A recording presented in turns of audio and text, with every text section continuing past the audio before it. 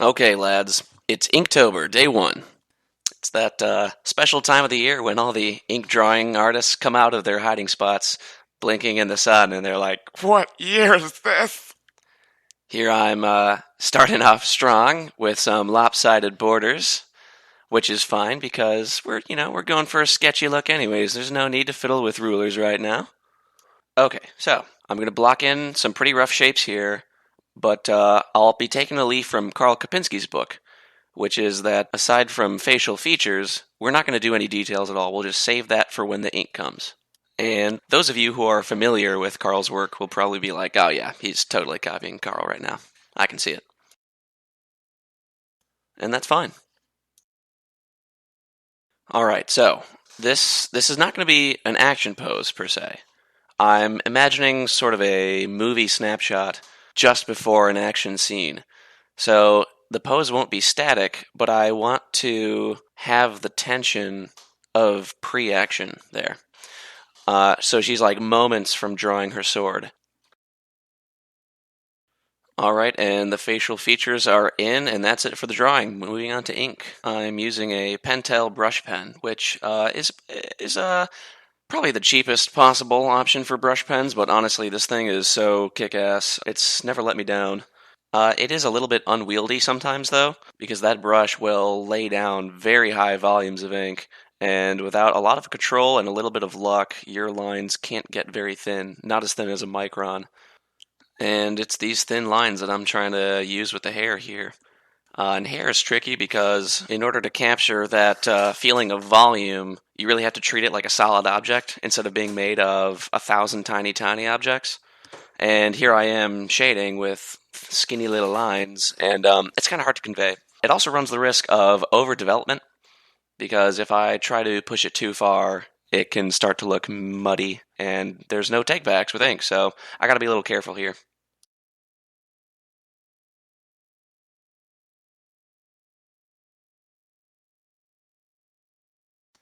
Mm-hmm. Folds and fabrics. That is a personal favorite of mine, actually. Right now, I'm using little tight groupings of lines to describe the folds, and it is dependent on the kind of fabric and the kind of fold, but there's a lot of opportunity to stylize.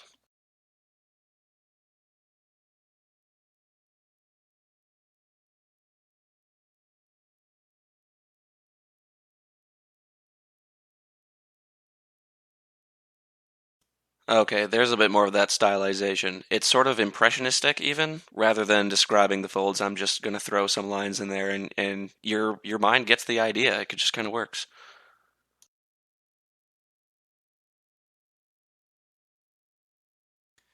Hmm. All right, so she's wearing a gambeson, like padded armor. I'm going for sort of like a traveler vibe, a wanderer vibe, but not a helpless one. She's got a little bit of armor. She's got a sword. Whatever she's encountering, she's probably ready for it.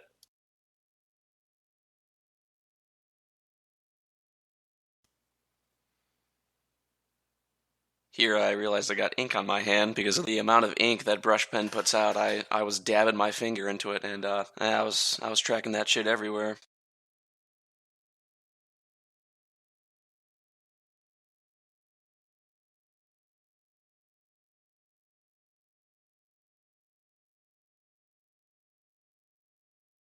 All right, there's that fold stylization I mentioned earlier. Rather than describing each fold with meticulous shading, it just takes a few short, brutish strokes to give the impression of tightly folded fabric at the elbow there.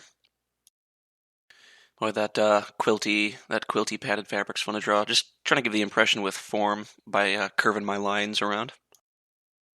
Okay, and there's the supreme example. The thin fabric, very tightly folded, of the undergarment is almost completely stylized. It's just a few quick strokes with almost no thought at all, and it just gives the impression of folded fabric really well. All right, now I'm drawing the chos, or chaussies if you're a savage. I'm taking the opposite approach with these actually. Rather than doing a few quick lines, I am trying to smooth out the shading a little more meticulously with these thin lines here. It just makes it look smoother, and that's just a difference of fabric because these are probably wool and they don't fold quite as well. They got to be a little more form hugging. So,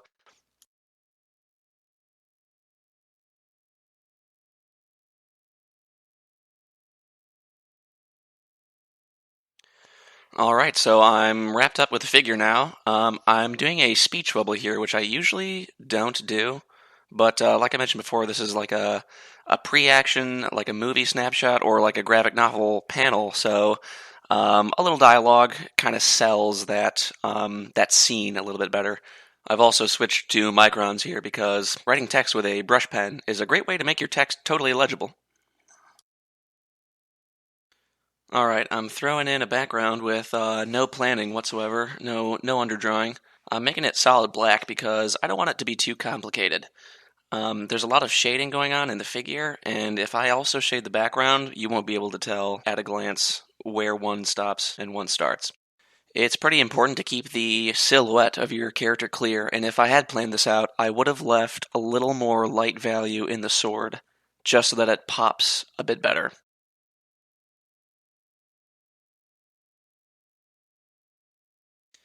That negative space there at the base of the trees, chef's kiss, turned out very well.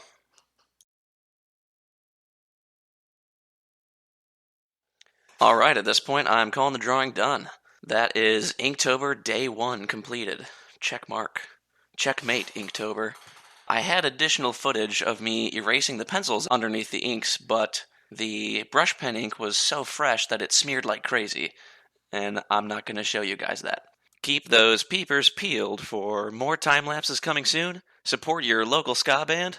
Thanks for watching.